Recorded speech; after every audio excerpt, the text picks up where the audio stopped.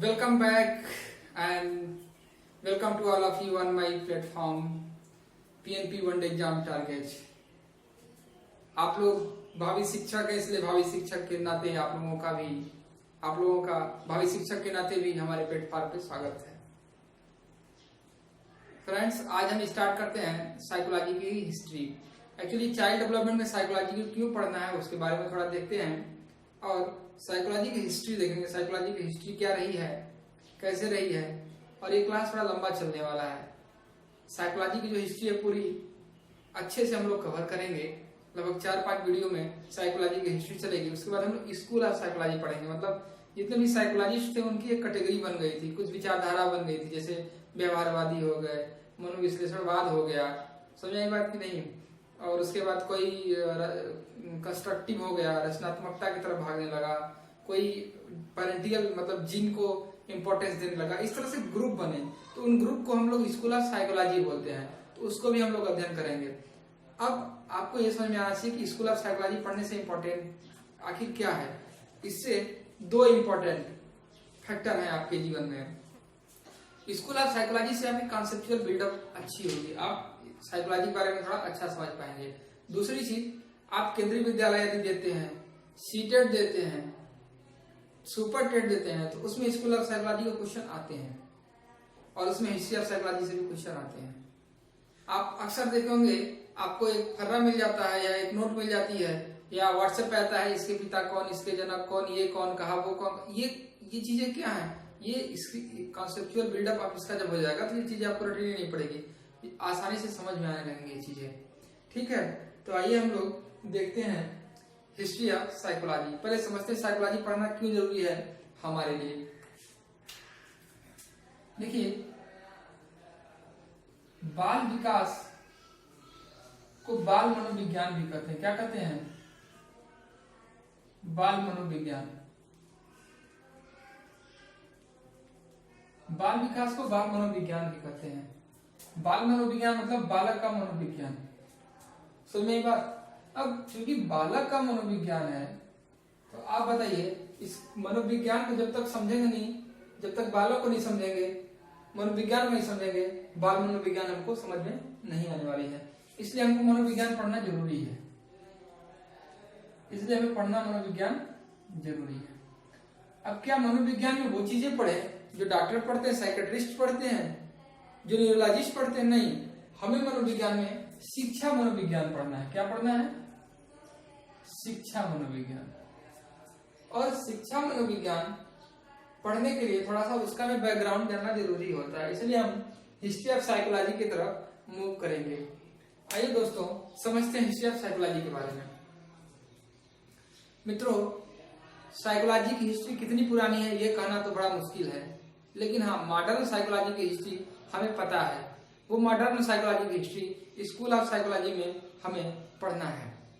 ठीक है, पर कुछ साइकोलॉजी की जो बैकग्राउंड है उसको हम जो भी आधार है, जो तथ्य है, उसके आधार पे आप लोगों के सामने रख रहे हैं।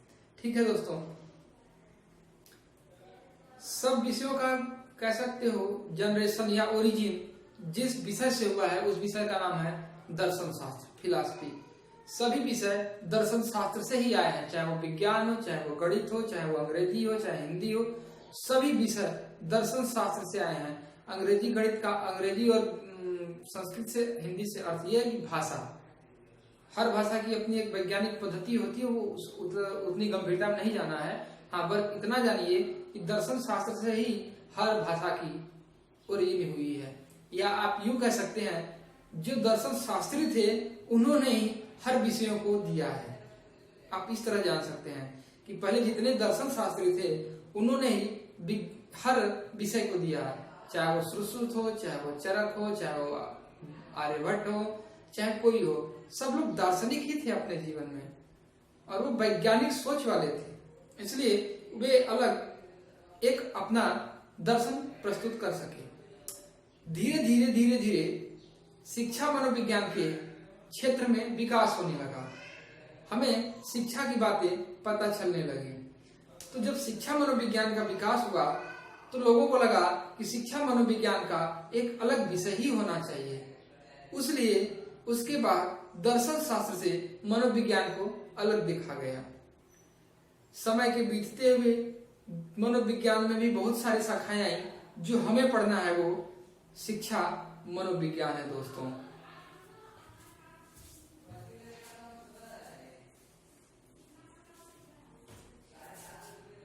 शिक्षा मनोविज्ञान हमें पढ़ना है। सबसे पहले एक बात बता दें, एक पुस्तक है रूसो की, आप इसके बारे में सुने होंगे। रूसो की पुस्तक है एमिल। आप लोगों ने बीटीसी में पढ़ा ही होगा, ऑब्जेक्टिव क्वेश्चन पूछता है कि एमिल किसकी पुस्तक है? रूसो की पुस्तक है। इस एमिल पुस्तक में रूसो ने यह बताया कि जो ट्रेंड टीचर होता है, जो ट्रेंड मेंटर होता है, वो किसी अन्य शिक्षक से अच्छी शिक्षा दीक्षा दे सकता है। यानी पहली बार रूसो ने यह बताया अपनी एमिल पुस्तक में, ट्रेंड टीचर अन्य जो भी शिक्षक गण है उनसे बेहतर शिक्षा दे सकता है। मतलब ट्रेनिंग आवश्यक है। रूसो की कहने पे ये बात हमको पता चली उनकी पुस्तक के द्वारा एमिल। देखिए, साइकोलॉजी की जो सबसे पहली पुस्तक है अभी तक ज्ञात, वो रुडोल्फ गोएलिक की साइकोलॉजिया है। कौन सी पुस्तक है? साइकोलॉजिया। साइकोलॉजिया पुस्तक रुडोल्फ गोएलिक द्वारा लिखी गई है। इसी पुस्तक में साइकोलॉजी वर्ड का इस्तेमाल था। किस वर्ड का इस्तेमाल था? साइकोलॉजी वर्ड का इस्तेमाल था। साइकोलॉजी शब्द, इसी पुस्तक में साइकोलॉजी शब्द का इस्तेमाल था। पर साइकोलॉजी शब्द का अर्थ क्या होता है ये किसी को पता नहीं चल पाया। 16वीं शताब्दी में आते आते साइकोलॉजी आत्मा का विज्ञान है ऐसा कहा गया, और ऐसा कहने वाले थे अरस्तु, जिन्हें मनोविज्ञान का पिता भी कहा जाता है या मनोविज्ञान का जनक भी कहा जाता है। मनोविज्ञान का जनक इनको कहा जाता है अरस्तु को। अरस्तु ने बताया कि आत्मा का विज्ञान है क्या? साइकोलॉजी। 16वीं शताब्दी में बता दिया था दोस्तों। आप बताइए, क्या अरस्तु 16वीं शताब्दी में थे? नहीं, अरस्तु ईसा पूर्व थे, ईसा के होने से भी पहले थे। फिर ऐसा क्या हुआ कि 16वीं शताब्दी में अरस्तु को कहा गया कि ये आत्मा का विज्ञान बताया है साइकोलॉजी को। आइए समझते हैं उसको। आप ये लिख लीजिए, आई होप सो कि आप थोड़ा सा इसको लिख लीजिए।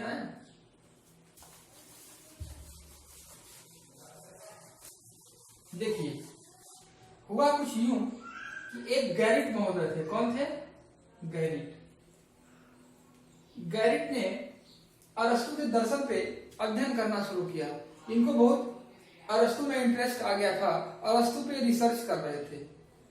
रिसर्च करते करते इन्होंने बताया कि साइकोलॉजी शब्द 2 वर्डों से मिलकर बनाया गया है।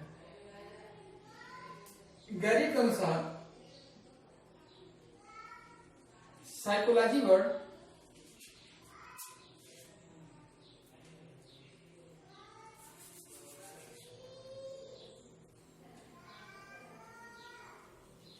साइकोलॉजी वर्ड 2 वर्डों से मिलकर बना है। कौन कौन से 2 वर्ड? साई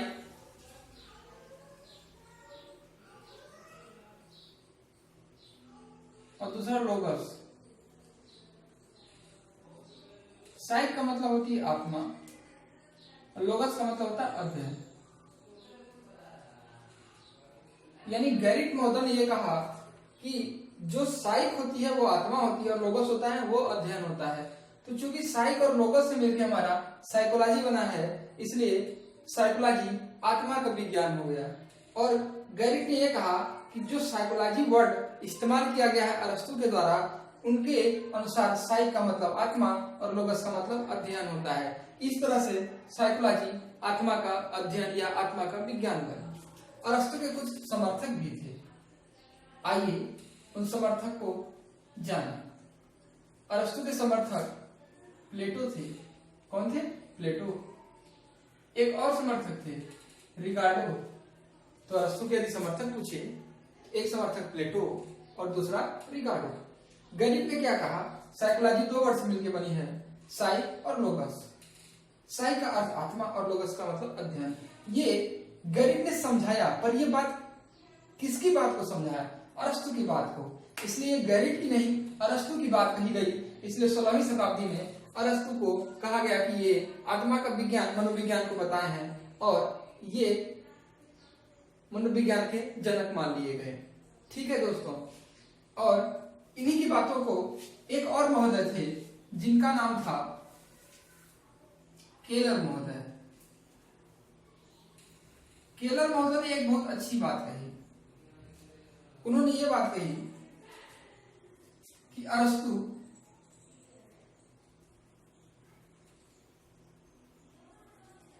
केलर ने ये बताया कि अरस्तु मनोविज्ञान के पिता,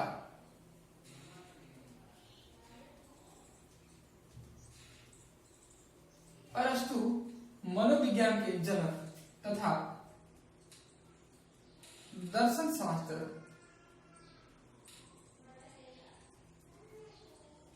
मनोविज्ञान की जननी है। अर्थात अरस्तु मनोविज्ञान के पापा और दर्शन शास्त्र किसकी जननी है? मनोविज्ञान की जननी है। मैंने बताया कि दर्शन शास्त्र से हर विषय को लिया गया। इस तरह से आपसे पूछ ले किसने कहा कि अरस्तु मनोविज्ञान के जनक हैं, तो आप कहेंगे केलर ने बताया। किसने कहा दर्शन शास्त्र मनोविज्ञान की जननी है? किसने कहा? केलर ने कहा। अच्छा, अरस्तु का अध्ययन करके साइकोलॉजी को आत्मा का विज्ञान किसने कहा? तो अरस्तु का अध्ययन करके जब पूछेगा तब हम गैरिट को कहेंगे, और ऐसे पूछेगा कि आत्मा का विज्ञान किसने कहा, तो अरस्तु ने कहा। किसको? मनोविज्ञान को। आइए अब समझते हैं कि जब इतने लोगों ने इतनी मेहनत की आत्मा का विज्ञान बताने के लिए, तो हम इसको आत्मा के विज्ञान के बारे में क्यों नहीं पढ़ते हैं? तो उसके पीछे एक बहुत बड़ा कारण है। देखिए, हम पढ़ क्या रहे हैं? विज्ञान। और विज्ञान शब्द प्रयोग के आधार पर सत्यापित चीजों के बारे में पढ़ना होता है। विज्ञान क्या होता है? प्रयोग के बारे में, प्रयोग पर आधारित होकर किसी चीज को पढ़ना विज्ञान कहलाता है, जो क्या, क्यों, कैसे को प्रदर्शित कर सके, कुछ वैज्ञानिक तथ्यों पे खरा उतर सके। पर आत्मा एक अमूर्त चीज थी। आत्मा एक अमूर्त चीज है। आत्मा कैसी चीज है? अमूर्त, अब्स्ट्रैक्ट है। आत्मा कैसी है? अब्स्ट्रैक्ट है। आत्मा चूंकि अमूर्त चीज है, तो बताइए, अमूर्त चीज जिसको न छुआ जा सकता है, न महसूस किया जा सकता है, न देखा जा सकता है, उसका अध्ययन करना मनोविज्ञान कहलाएगा। यह कैसे मान लिया जाए? आत्मा क्या है इसी को नहीं जान सकता कोई। एक यदि व्यक्ति से पूछ लिया जाए जो दर्शन शास्त्री नहीं है, साधारण व्यक्ति है, आत्मा क्या है उसको खुद नहीं पता। जब हम दर्शन के क्षेत्र में, फिलॉसफी के क्षेत्र में आगे थोड़ा बढ़ते हैं, तो आत्मा, परमात्मा, ईलोक, परलोक को समझने की कोशिश करते हैं। पर साधारण जनमानस के लिए आत्मा परमात्मा को समझना थोड़ा मुश्किल पड़ता है।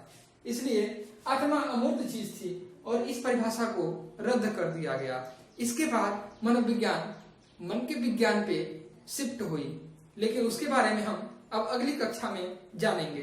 दोस्तों, आप इन चीजों को नोट कर लीजिए और अगली विषय में और मनोविज्ञान के बारे में रोचक तथ्य को जानेंगे। आज यहीं तक रखते हैं।